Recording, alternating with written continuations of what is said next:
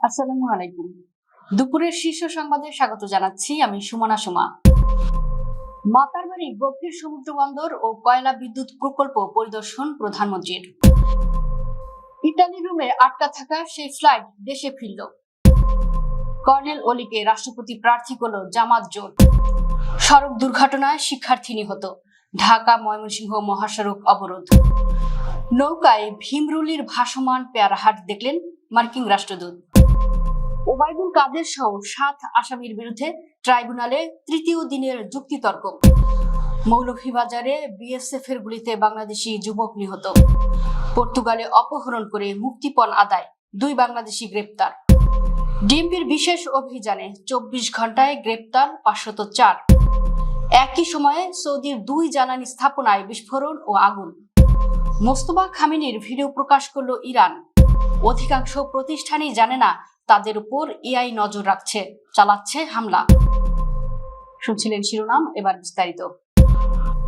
কক্সবাজারের মহেশখালী মাতারবাড়িতে পৌঁছে গভীর সমুদ্র বন্দর, কয়লা বিদ্যুৎ প্রকল্প ও মহেশখালীর সমন্বিত উন্নয়ন কর্তৃপক্ষের কার্যক্রম পরিদর্শন করেছেন প্রধানমন্ত্রী তারেক রহমান। রোববার সকাল 11টার দিকে প্রধানমন্ত্রীকে বহনকারী হেলিকপ্টার সেখানে অবতরণ করে। এর আগে সকাল 9টা 15 মিনিটে তিনি তেজগাঁও বিমানবন্দর থেকে মহেশখালীর উদ্দেশ্যে রওনা হন। প্রধানমন্ত্রীর অতিরিক্ত প্রেস সচিব আতিকুর রহমান রুমন জানান, সফরে প্রধানমন্ত্রী এসব প্রকল্প পরিদর্শনের পাশাপাশি বন্যা কবলিত বাঁশখালী ও হাটহাজারী এলাকায় যাবেন। সেখানে বন্যায় ক্ষতিগ্রস্তদের পুনর্বাসনে নতুন ঘর হস্তান্তর করবেন তিনি। এছাড়া মহেশখালীর বাহারছড়া ইউনিয়নে বন্যায় ক্ষতিগ্রস্তদের পুনর্বাসন অনুষ্ঠানে যোগ দেওয়ার কথা রয়েছে প্রধানমন্ত্রীর। ইতালি রুমে আটকা থাকা সেই ফ্লাইট দেশে ফিরল। রোববার দুপুর 12টা 30 মিনিটে 259 যাত্রী নিয়ে ফ্লাইটটি হযরত শাহজালাল আন্তর্জাতিক বিমানবন্দরে অবতরণ করে। সেই ফ্লাইট বিমান বাংলাদেশ এয়ারলাইন্সের মহাব্যবস্থাপক বশরা ইসলাম বিষয়টি নিশ্চিত করেছেন। তিনি জানান, রোমে উড়োজাহাজটির কারিগরি ত্রুটি মেরামতের পর যাত্রীদের নিয়ে ঢাকার উদ্দেশ্যে রওনা হয় ফ্লাইটটি। পরে নিরাপদে ঢাকায় অবতরণ করে। এর আগে বৃহস্পতিবার কানাডার টরন্টো থেকে ঢাকার উদ্দেশ্যে যাত্রা করে BG306। শুক্রবার রোমের ফিউমিচিনো বিমানবন্দরে যাত্রা বিরতির সময় উড়োজাহাজটিতে কারিগরি ত্রুটি ধরা পড়ে। দীর্ঘ সময় চেষ্টা করেও তাৎক্ষণিকভাবে ত্রুটি সারানো সম্ভব না হওয়ায় ফ্লাইটটি বাতিল করা হয় এবং যাত্রীদের উড়োজাহাজ থেকে নামিয়ে নেওয়া হয়। উড়োজাহাজটি সচল করতে প্রয়োজনীয় খুচরা যন্ত্রাংশ ও সরঞ্জাম নিয়ে বিমানের প্রকৌশলী দল শনিবার বাংলাদেশ সময় রাত 11:15টার দিকে রোমে পৌঁছায়। পরে প্রকৌশলীরা মেরামত কাজ শেষ করে উড়োজাহাজটিকে পুনরায় উড্ডয়নের উপযোগী করেন। তবে উড়োজাহাজের কারিগরি ত্রুটির পাশাপাশি রোমে যাত্রীদের দীর্ঘ অপেক্ষা ও ভোগান্তি নিয়ে অভিযোগ ওঠে। লিবারেল ডেমোক্রেটিক পার্টির সভাপতি কর্নেল অবসরপ্রাপ্ত অলি আহমদকে রাষ্ট্রপতি প্রার্থী করার ঘোষণা দিয়েছে জামাতে ইসলামীর নেতৃত্বাধীন 11 দলীয় জোট। রোববার দুপুরে 11 দলীয় জোটের শীর্ষ নেতাদের সভা শেষে সাংবাদিকদের এ তথ্য জানান জাতীয় সংসদের বিরোধী দলীয় চিফ হুইপ ও জাতীয় নাগরিক পার্টির আহ্বায়ক নাহিদ ইসলাম। আসন্ন রাষ্ট্রপতি নির্বাচনে অংশ নেওয়ার সিদ্ধান্ত নিয়েছে বিরোধী দল জামাতে ইসলামী। একক প্রার্থী দেওয়ার বিষয়টি রোববার জামাতের নেতৃত্বাধীন জোটের শরিক দলগুলোর সমন্বয়ে গঠিত 11 দলীয় ঐক্যের শীর্ষ বৈঠকে চূড়ান্ত করা হয়। শনিবার সন্ধ্যা 7টায় রাজধানীর মগবাজারে জামাতের কেন্দ্রীয় কার্যালয়ে দলের কেন্দ্রীয় নির্বাহী পরিষদের এক বৈঠকে এই সিদ্ধান্ত নেওয়া হয়। বৈঠকে সভাপতিত্ব করেন জামাত আমির ও বিরোধী দলীয় নেতা শফিকুর রহমান। দলের এক বার্তায় জানান, বৈঠকে আসন্ন রাষ্ট্রপতি নির্বাচন নিয়ে বিস্তারিত আলোচনার পর সর্বসম্মতভাবে সিদ্ধান্ত হয় যে বাংলাদেশ জামাতে ইসলামী রাষ্ট্রপতি নির্বাচনে অংশগ্রহণ করবে। টঙ্গীর গাজীপুর এলাকায় তামিরুল মিল্লাত কামিল মাদ্রাসার এক শিক্ষার্থী সড়ক দুর্ঘটনায় নিহত হওয়ার প্রতিবাদে ঢাকা ময়মনসিংহ মহাসড়ক অবরোধ করেছেন শিক্ষার্থীরা। রোববার সকাল থেকে মাদ্রাসার প্রধান গেট ও গাজীপুর বাসস্ট্যান্ড এলাকায় তারা অবস্থান নেন। সকাল 11টার দিকে অবরোধ শুরু হলে মহাসড়কে যান চলাচল ব্যাহত হয়ে দুই পাশে যানজট সৃষ্টি হয়। এতে দূরপাল্লার বাস সহ বিভিন্ন যানবাহনের যাত্রী ও চালকেরা ভোগান্তিতে পড়েন। শিক্ষার্থীরা জানান, শনিবার সন্ধ্যায় 9ম শ্রেণীর শিক্ষার্থী ইয়াসিন আলী মহাসড়ক পার হওয়ার সময় দ্রুত গতির একটি কাভার্ড ভ্যানের ধাক্কায় নিহত হন। এরপর থেকেই শিক্ষার্থীদের মধ্যে ক্ষোভ দেখা দেয়। ঝালকাঠির ভীমরুলি গ্রামের ভাসমান পেয়ারা হাট পরিদর্শন করেছেন বাংলাদেশে নিযুক্ত মার্কিন রাষ্ট্রদূত ব্রেন্ট টি ক্রিস্টেনসেন। রোববার ঢাকাস্থ মার্কিন দূতাবাসের ফেসবুক পেজে তার বরিশাল ও ঝালকাঠি সফরের বিভিন্ন ছবি প্রকাশ করা হয়। ভীমরুলির ভাসমান পেয়ারা বাজারে গিয়ে রাষ্ট্রদূত ছোট একটি নৌকায় চড়ে বাজার ঘুরে দেখেন। পরে তিনি সফর সঙ্গীদের নিয়ে ট্রলারে করে পেয়ারা বাগানে যান। সেখানে পেয়ারা চাষি ও বাগান মালিকদের সঙ্গে কথা বলেন তিনি। এর আগে বরিশালের বিভিন্ন ঐতিহ্যবাহী স্থান পরিদর্শন করেন ব্রেন্ট ক্রিস্টেনসেন। জুলাই গণঅভ্যুত্থানের সময়কার মানবতা বিরোধী অপরাধের মামলায় আওয়ামী লীগের সাধারণ সম্পাদক ওবায়দুল কাদের সহ 7 আসামির বিরুদ্ধে তৃতীয় দিনের যুক্তিতর্ক উপস্থাপন করবে প্রসিকিউশন। রোববার আন্তর্জাতিক অপরাধ ট্রাইব্যুনাল 2 এর এ যুক্তিতর্ক উপস্থাপন করা হবে।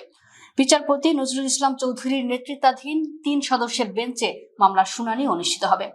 ট্রাইব্যুনালের অপর 2 সদস্য হলেন বিচারক মোহাম্মদ মঞ্জুরুল বাসিদ ও বিচারক নূর মোহাম্মদ শাহরিয়ার কবির। এদিন 2টি গুরুত্বপূর্ণ কল রেকর্ড বাজিয়ে শোনানো হবে বলে জানা গেছে। মামলার অন্য আসামিদের মধ্যে রয়েছেন আফামা ওয়াহিউদ্দিন নাসিম, মোহাম্মদ আলী আরাফাত, শেখ ফজলে শামস পরশ, মাইনুল হোসেন খান নিখিল, সাদ্দাম হোসেন ও শেখ ওয়ালি আসিফ ইনান। মৌলভীবাজারের কুলাউড়া সীমান্ত এলাকায় ভারতীয় সীমান্ত রক্ষী বাহিনীর গুলিতে এক বাংলাদেশি যুবক নিহত হয়েছেন। শনিবার দিবাগত রাত 3:30টার দিকে পৃথিম পাশা ইউনিয়নের মুরইছড়া সীমান্তবর্তী ভারতের মাগুরুলি এলাকায় এ ঘটনা ঘটে। নিহত যুবকের নাম মোহাম্মদ তারা মিয়া, তার বয়স 20 বছর। তিনি মুরইছড়া গ্রামের আব্দুল মালেকের ছেলে। 46 বিজিবি সূত্র জানায়, রাত 3:35 দিকে 4 থেকে 5 জন বাংলাদেশি সীমান্ত পেরিয়ে ভারতের প্রায় 500 গজ ভেতরে মাগুরুলি এলাকায় প্রবেশ করেন। এ সময় মাগুরুলি ক্যাম্পের বিএসএফ সদস্যদের গুলিতে ঘটনাস্থলেই তারা মিয়া নিহত হন। পর্তুগালের রাজধানী লিসবনে এক বিদেশিকে অপহরণ করে নির্যাতন ও মুক্তিপণ আদায়ের অভিযোগে 2 বাংলাদেশিকে গ্রেফতার করেছে দেশটির জুডিশিয়ারি পুলিশ। গ্রেফতারদের বয়স 35 ও 43 বছর, তবে তাদের নাম প্রকাশ করা হয়নি। তাদের গ্রেফতারি পরিচালিত অভিযানের সাংকেতিক নাম দেওয়া হয় টাকা।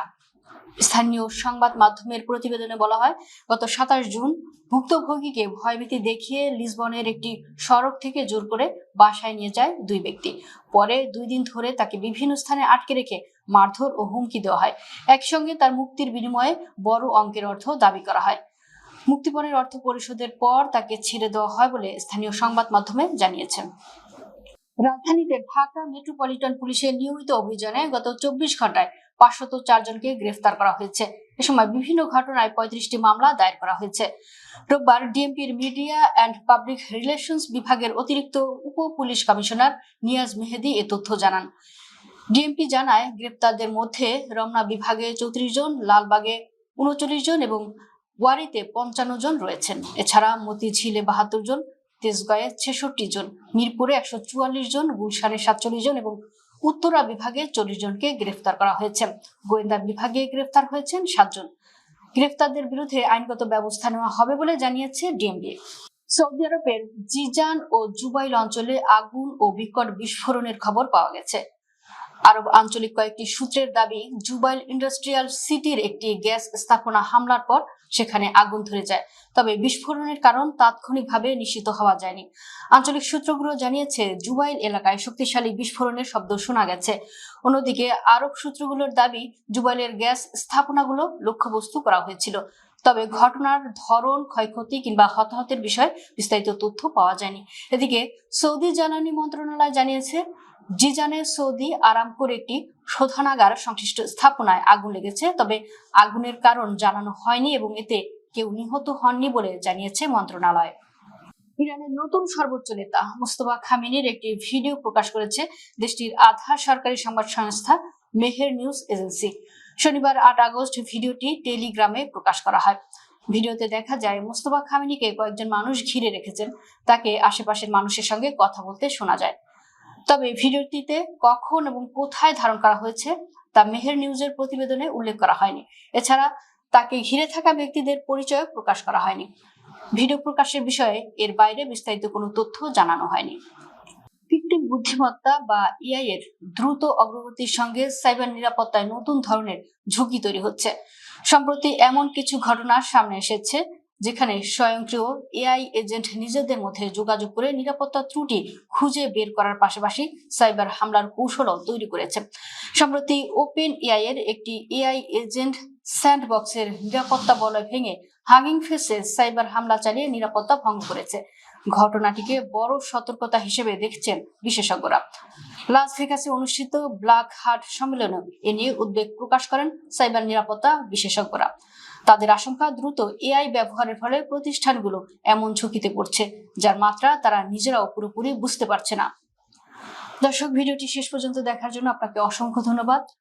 নিত্য নতুন ভিডিও পেতে আমাদের ইউটিউব চ্যানেলটি সাবস্ক্রাইব করুন এবং নিয়মিত নোটিফিকেশন পেতে বেল বাটনটি ক্লিক করুন। আমাদের ফেসবুক পেজটি ফলো করুন।